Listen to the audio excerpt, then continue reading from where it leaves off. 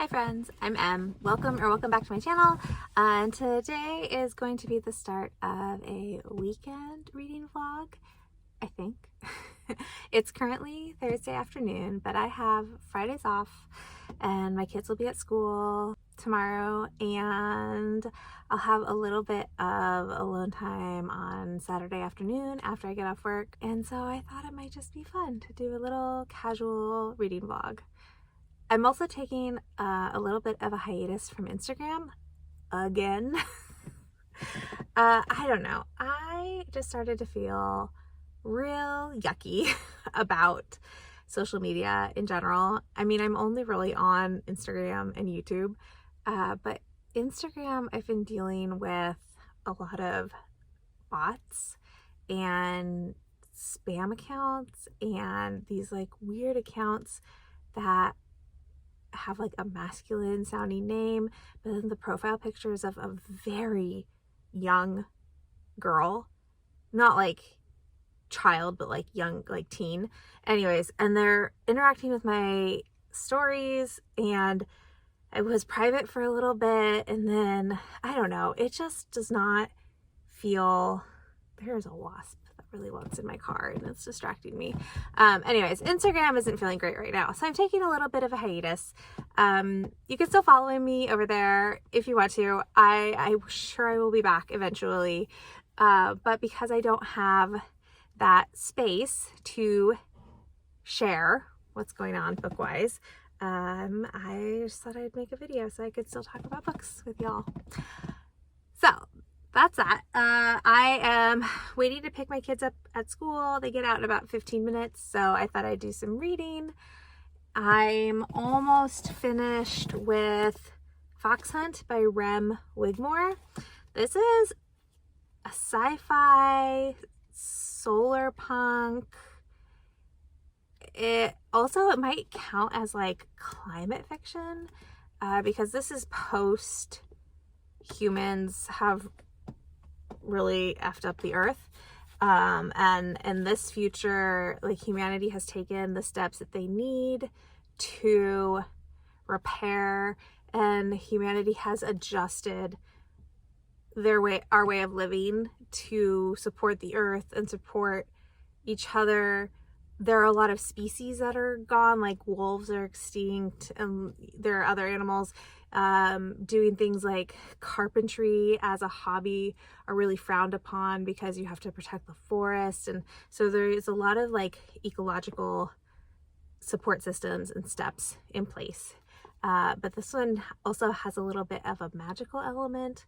And then there's a mystery, because at the beginning, our main character, Orpheus, she's at a really disastrous date with her kind of girlfriend.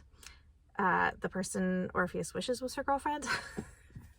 And during the date, she excuses herself from the table and she goes outside, and she's attacked by this person from this organization that are basically like hired assassins. And so Orpheus and this person have this really knockdown, drag out fight. Like, this person is really trying to kill Orpheus. Orpheus is just trying to live and inflict enough damage so that she can live. And then once that fight comes to stalemate and they go their separate ways, Orpheus starts trying to figure out who would pay for a hit on her. And then it goes from there. There's some stuff that hasn't made a lot of sense. I don't know that I quite understand the continuity of the story. I have 2.5 chapters left, and they're kind of long chapters, so I hope it makes sense and wraps up, because the representation in this book has been fantastic. Orpheus is a trans woman. There is a gender fluid character, and the author has been really fantastic about just switching the pronouns left and right. It's fantastic. You know, there's non-binary. There's a character that uses neo-pronouns. Is that the right term? I don't remember if that's the right term, but anyways, there's just a whole lot of really cool representation, and I want the book, like the plot of the book to live up to the really awesome queer representation. So anyways, I'm gonna stop talking, turn my car back on so I can get the AC going because it's hot, getting hot in here. And I can't open my windows because that wasp really, really wants into my car. I'm gonna read a little bit more before I have to go grab my youngest. And yeah, welcome to the vlog.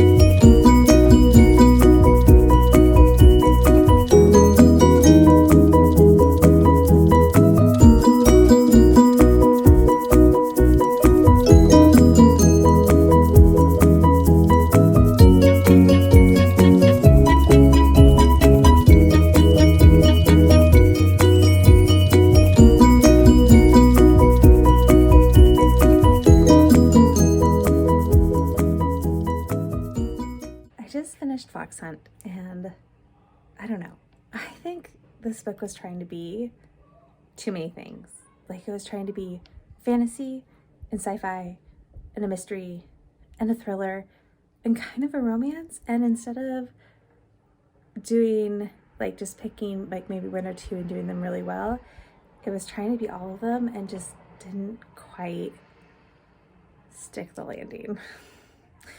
The ending also was weird and didn't make sense for what was going on in this book, and the pacing was also off. Some parts were like really action-packed and some parts were real slow. Hello, it is a new day. It is Friday, which is arguably my favorite day of the week because it is one of my days off and the kids are at school. And Stephanie is doing reading sprints on her Patreon in about 20 minutes, and it's gonna be a good day. I can feel it. As long as the airplanes don't keep flying overhead. I don't think I did a star rating for Fox Hunt last night because I was trying to like record my updates while my husband was coming in the door and the kids were coming back in from playing outside. Anyways, I ended up giving it a 2.75, which hurt a little bit, but I started off the year being really generous with my star ratings, and it's backfired a little bit now because when I go back and look at January and February when I was trying to use Cawpile, I look at those ratings and I like, no, that's not accurate. So I'm trying to be a little bit more, not harsh, but just truer to how I actually felt about the book and not, I don't know, not giving like a pity star rating, which for some of them is what happened. Anyways, but we're moving on. I'm in the middle of 2 other books, but I always like to have a third book. So I almost always have a ebook. So I am currently reading Clockwork Boys by T. Kingfisher. This is my 3rd Kingfisher book of the year. I'm going through a thing with reading her backlist, specifically her adult fantasy romance, which I don't know. I read Paladin's Grace. Was that just at the beginning of this month? And it was so fun and like just what I wanted. So I'm just continuing on with whatever my library happens to have in E. So I'm reading that about 30-something% of the way through. I'm also having a little bit of an identity crisis as a reader. I started My Heart is a Chainsaw by Stephen Graham Jones. I'm like 100 pages in. I really love it so far, but this is way outside my comfort zone as a reader. I just started reading horror last summer, and really just speculative horror, gothic horror, vibes horror, if that's a thing. So this is way outside of that. But I really love it so far. And I'm, though this is very strictly a daytime book, I will not let myself read this in the evening, which may be overly cautious, but that's just what I'm doing for now. But I really did want to be reading it last night in bed. I had to talk myself out of it. So those are my 2 current reads. And like I said, I always like to have a third going just in case. So I have 2 choices. I think I'm going to use the first sprint to read a chapter from each book to decide which one I want to start next. But my choices are, I don't know how you say this title, if it's YN or if it's your name. My library's Hoopla has the audiobook for this as well, so I might listen to the first chapter on audio just so that I can hear how you're supposed to say the title. But I have been very curious. Oh, it's so shiny. I've been very curious about this book since I heard Noelle talk about it when she was announcing the Silly Goose book club picks for the next few months. And I don't think this is the pick until, well, maybe it's this month. So this is the June pick. Anyways, I've been very interested in this. It sounds really fun. It is a new book, so this is due back at my library in 5 days, but it's relatively thin. So if I'm gonna read it before I have to give it back, I need to start it now. So I'm gonna read a chapter of this. And then from my self-destructing TBR, one of the books on there is Solitaire by Alice Oseman. This is their debut. This is the book where we meet Charlie and Nick from Heartstopper for the first time. Though as I understand it, they are already dating in this book. This one is mainly about Charlie's sister, Tori. And I am actually rewatching season 1 with my daughters right now. We watch an episode at night right before they go to bed, which is not my best parenting choice because they are so hyped at the end of each episode because they love Nick and Charlie so much that getting them to settle down is really challenging, but it's been a really fun way to spend time, just the 3 of us. So also I'm gonna read a chapter of this. And I think I only have 2 Alice Oseman books left to read. I have this one and, oh, I Was Born for This. Oh, and Nick and Charlie, which is a novella. All right, so I have 3 Alice Oseman books left to read. That's fine. Those are my 2 choices. I am going to read a chapter of each. First, I'm gonna eat because I am really hungry. But I'm gonna read a chapter of each during the sprints and then I will come back on and I'll let you know which one I am gonna go with. Read chapter 1 of YN and this is weird. I can't tell if it's the kind of weird that will work for me or if it's the kind of weird that will not work for me. But we have an unnamed narrator and there is this boy band that's incredibly popular and her roommate is obsessed, and our narrator has always been removed from the boy band and has been a little what's the word I want, dismissive of it. And then her roommate convinces her to go to a concert and our narrator sees one of the singers and becomes obsessed with him. So the first chapter is really just all of that. And then towards the end of the first chapter, you really get like the extent of her obsession with this boy. He's only 20, so boy. And yeah, so we're gonna go from there. Yeah, I don't know if I'm gonna be the right reader for this, but I do kind of want to see where we're gonna go after that intro. So I don't know, it was interesting and weird. Okay, but now I'm gonna totally switch gears and I'm gonna try that first chapter of Solitaire and I'll check back. I read chapter 1 of Solitaire and I really liked it so far. There is a content warning in the beginning that actually it's quite a lengthy author's note. that there are content warnings for suicide, suicidal attempts, self-harm, depression, eating disorders, and OCD, and that just readers should take care. I already knew this one was a darker, so if this is not the book to pick up if you want Heartstopper vibes, even though it has Heartstopper characters. But I really like the way Alice Oseman approaches these heavier mental health topics. I really liked Radio Silence, which is, I think, very different from Heartstopper, from Loveless. And I don't think Radio Silence is very popular among Alice Oseman's books, but I really liked it. I also read it when I had COVID, so, I mean, might have also been that experience.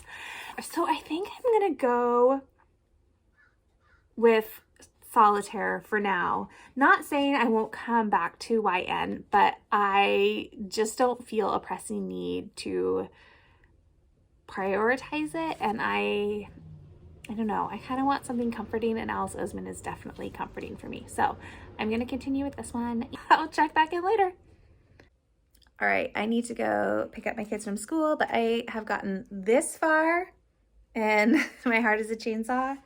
Why are there no page numbers on this page? Anyways, I think it's like 45% in. I really like it. Jade is slowly starting to unravel. We just had like a confrontation kind of between Jade and Litha, who is this new girl that has moved. Oh, have I said what this book is about? Okay. My Heart is a Chainsaw. You are following Jade Daniels, who lives in this really small town in Idaho, and Jade is obsessed with slasher movies and is convinced that her town is on the brink of becoming a slasher. And there's this development happening across the lake that has all these wealthy families moving into it, and the daughter of one of the wealthy people moving in, her name is Litha, and when Jade meets her, Jade becomes convinced that Litha is a final girl and is going to be the final girl that saves their town from the slasher that's about to start killing people. There, so far, content warnings for suicide attempt, self-harm, mention of abuse. It's got some really heavy stuff going on. I really like it. I have only seen one slasher. This is gonna age me in a millisecond, but the only slasher I have seen is I Know What You Did Last Summer, because that came out when I was in high school. Otherwise, it's not a movie style that I watch. But Stephen Graham Jones did this really smart, fun thing where in between the chapters are these slasher 101s, which are papers that Jade wrote to her history teacher for extra credit. If you have zero knowledge or experience with slasher movies, it's like gives you a primer and the knowledge that you need for like what might be coming down the pipe. Anyways, I gotta go get my kids from school. I'm really loving this. I'm gonna listen to a little bit more of the audiobook in the car while I'm waiting. And then I don't know if I'll update again today. My kids' school carnival is this evening. I'm solo parenting for the next several days. So this is so good. It's gonna be hard not to read this tonight, but that's why I have Solitaire. Good morning. My kids are watching YouTube, so if that line or if that noise is coming through, apologies. So just gotta do what we gotta do on the weekends. I am 282 pages of the way through My Heart is a Chainsaw. No spoilers, but Jade just saw someone doing something, and I also don't know if Jade is supposed to be a reliable narrator or not. So there's that. Also, there's been a part, I don't know if this book needs to be as long as it is. There have been a couple points where I've wondered if it's dragging, but I'm so invested in the mystery of whether or not there is a slasher or if it's all in Jade's head. Like, I just don't know. I don't know. And I won't say like what it is when I find out, but yeah, there's just a lot of stuff going on, and I really like Jade and I really want her to be okay, and I am just loving this so much more than I thought I would. Like, I'm fully invested in this character and this town. Surprise of the year. Well, we'll see how the rest of the year goes. So far, the surprise of the year. I have to go to work shortly, so this is gonna have to wait until later to be read, sadly. I did read another chapter of Solitaire. Oh, it's down here. Two chapters of Solitaire. So we're following Tori, who's the oldest of three, and she's 12 form, I think, which I don't know what that in British schools, like what 12 form equals, if that's like a senior or if it's a junior, I don't know. But we're following Tori, and she has depression, though hasn't come right out and said that. And she doesn't have very many friends, and she blogs, and she's pretty sarcastic and pessimistic, and she's okay with that. But she re-meets an old friend who's just transferred into her school, and there is also like this trail of post-its that she follows in her school that leads into an empty computer room, and there's a web address for this blog called Solitaire, and I don't really know where any of this is going right now, but I have already tabbed quite a bit. Don't know where it will land in my ranking of like all the Alice Oseman books I've read, but so far so good. It's pretty typical Alice Oseman, which for me is a good thing. And then I read a little bit more of Clockwork Boys yesterday afternoon as well, when my daughter had her friend over. And I don't think I ever did the synopsis for this one, but basically we're going back and forth between Slate, who is a forgery artist, and Caliban, who is a like soldier for God, but he was put in jail because he was possessed by a demon, and the demon, while in possession of Caliban's body, slaughtered a bunch of people. And so Caliban's had been in jail, but there is a potential war about to break out between the kingdom that they're in and this other kingdom, and there are these monstrous automatons going through the land called Clockwork Boys, and they're slaughtering people. And so basically the kingdom has sent several teams to this other city to try to stop the war, and they've all disappeared, and so they're resorting to criminals. So they have recruited Slate, and then Slate picks Caliban from the prison, and then there's also an assassin named Brenner, and they're basically on this suicide mission to save the kingdom. If by some chance they survive, they're going to earn a full pardon for their crimes, and so they are journeying to this other city right now, and there's a little bit of a romance starting between Slate and Caliban, which I like. Caliban is also a paladin, and it's the same city and kingdoms that are in Paladin's Grace, which I read at the beginning of the year. So that was a nice surprise. I didn't know Clockwork Boys, like this duology and the Paladin's Grace trilogy, were connected. That's my little reading update Saturday morning. I need to finish getting ready for work and go to work, and which will mean no reading, sadly, but hopefully I'll be able to read a little bit when I get home. Bye.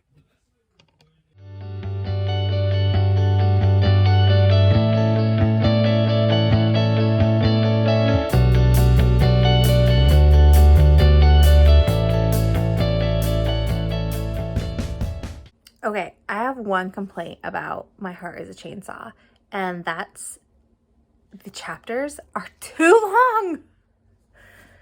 I have to go and pick up my kids from my mom, and things are happening. Things are happening, and this chapter is so long that I have to just stop in the middle of all the things happening. Oh my gosh. Also, this book is so gross. So gross. Stephen Graham Jones has quite a way with choosing the most disgusting combination of words possible to describe what is happening. So, bravo. Congratulations. But also, so gross. I'm off to go get my kids. Oh, and just die a little bit on the inside until I can find out what's gonna happen. I just finished Clockwork Boys. Also, the AC unit is on, and I hope it's not too loud, but it's 91 degrees here today, so I'm sorry. I'm not willing to sacrifice being cool for audio quality. I'm so sorry. Anyways, I just finished Clockwork Boys. It was so fun. It was such a romp. A total cliffhanger. So I placed a hold on The Wonder Engine, which is the sequel. It's only a duology. I think I have to wait about 2 weeks for it. But I had such a good time. J.K. Fisher is so funny. And this started off a lot more serious than her other books that I've read. But by the end of the book, she'd really locked in her style of banter that I love so much. Good time. I think 4 stars, maybe 3.75, but I mean, I had a good time. It was also one of those books that was really easy to read while getting interrupted a lot. Like I could put it down and then pick it up again, and I love a book where I can just dive in and out without having to reacclimate to the writer or to the world. So that was really fun. I'm probably not going to start another ebook right away. I'm going to try and finish either My Heart is a Chainsaw or Solitaire first before I pick up a third book. I'm so close to My Heart is a Chainsaw, but it's officially 5:30 and I am at the part where I don't think I can read that tonight. I think it's now going to get into too scary for me territory to read at night, especially with my husband being gone. So I might wake up early tomorrow, before the kids wake up, and finish it then. But I'm definitely not going to be picking it up tonight. So Solitaire from here on out for the rest of the night. But we are going to be leaving shortly. The middle school that's by us, they are doing Frozen as their spring musical. And so we're going to go see it, and hopefully it'll be a good time. Or at least hopefully the kids have a good time. That's the plan, and I need to figure out how to end these clips because they just get awkward with me trying to sign off. Okay, I'm gonna go do things. Bye. Good morning, friends. Happy Sunday. Happy Mother's Day if you are a mother. I just finished My Heart is a Chainsaw, and I literally said, "What?" out loud at the end. That it ended like that. I don't even know what I would rate this. I'm gonna need time to process my feelings, but what? That's how it ends? Just okay. It's going well. I need to shower and get dressed. We are going over to my parents' house for the day, but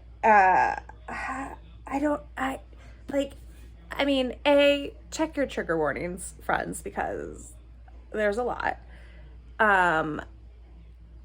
But also, what? Okay. I'm gonna go and process, and I will try this again when I am more coherent.